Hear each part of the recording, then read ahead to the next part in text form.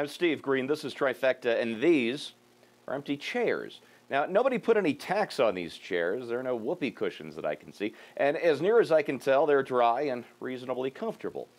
Now, these empty chairs are from the press section of the courtroom where Dr. Kermit Gosnell is being tried on 8 counts of murder in the abortion clinic where he reportedly delivered live, fully viable babies and snipped their spinal cords with a pair of scissors. At least 8 pregnant women allegedly died at his hands. And these are the crimes PJTV was reporting on a year ago, right here on Trifecta by my friend Scott Ott. So why is no one sitting in those chairs? Let's bring on Bill Whittle and Scott Ott and see if we can't get an answer to that question. Gents, the mainstream media is finally reporting on the Gosnell trial, or to be more accurate, they're reporting that they haven't been reporting on the Gosnell trial. And they're only doing that because alternative media outlets like Hot Air, PJTV, Twitchy, and others have been almost the only ones doing the real work of getting the story out. Now, finally, on its lifestyle page, the Washington Post looked into the story about the non-story and talked with several TV networks. NBC spokeswoman said that the story was on our radar, but not on the news. A CBS spokeswoman said her network has been working on the story, but apparently not actually reporting it. ABC declined to comment. MSNBC claimed that, and this is a quote, they don't cover criminal trials to the extent of others in cable news. And the excuses go on and on. Bill, are you buying any of that? No.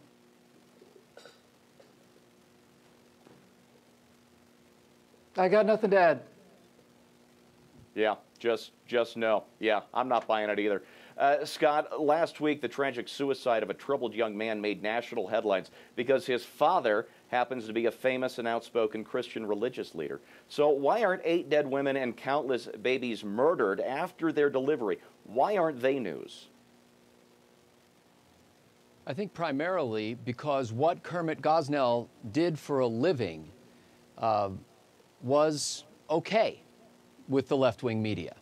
They approved of what he did for a living.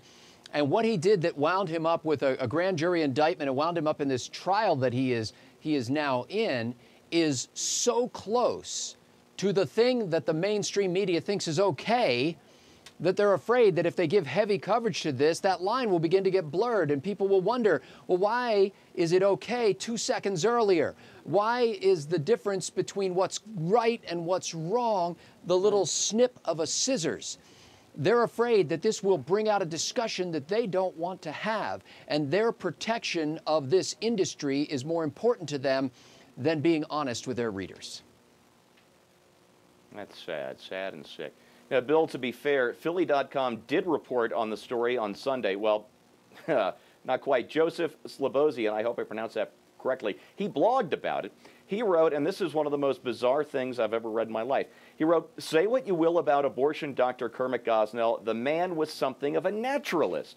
After 4 weeks of testimony at the 72-year-old doctor's murder trial, the witnesses, one consistent description of the interior of Gosnell's Women's Medical Society clinic was lots of plants and animals. Plants and animals. And I might as well just follow Godwin's law to the letter and remind everybody that Hitler was a dog lover, wasn't he, Bill? Yeah. Yeah, plants and animals. There's Hitler with plants and animals right now. Were the plants and animals in the clinic alive or dead? I guess they didn't find that particularly worth reporting on. Scott said earlier that the problem is that the left is okay with this guy. They're not okay with him. They worship him. They worship him. They worship the procedure. We're told time and time and time again that you can't be a real woman if you're a Republican. If you're not pro-choice, you're not a real woman. Remember during the elections and with Sarah Palin and all this other stuff, we have to check under their skirts to see if they're real women, all this other stuff. So it's not a question of them not just being okay with this guy, and for the exact same reasons that Scott outlined. He's a golden calf that has to be bowed down and worshipped, and you can't tarnish these images. This is the definition of being a left-winger today, a progressive. The definition of them.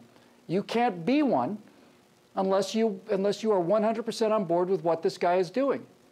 And the whole Sandra Fluke thing and all of it, it's all about this reduction of the fundamental decency of the human condition is now the membership card in the left wing of American politics, headed by the one national politician, by the way. There's only one politician on the national scene who's ever come out in favor of terminating babies that have survived abortions and are living on their own on a towel in a separate room. There's only one, and that person is Barack Obama. It's just sickening, sickening. And you don't even have to be pro-life to know that that's sickening. Scott, you're the best devil's advocate we have on this show, so I want you to play the role of a mainstream media managing editor, speak of the devil, and tell me what they are telling themselves. What's the reasoning going on in their dark and twisted little minds?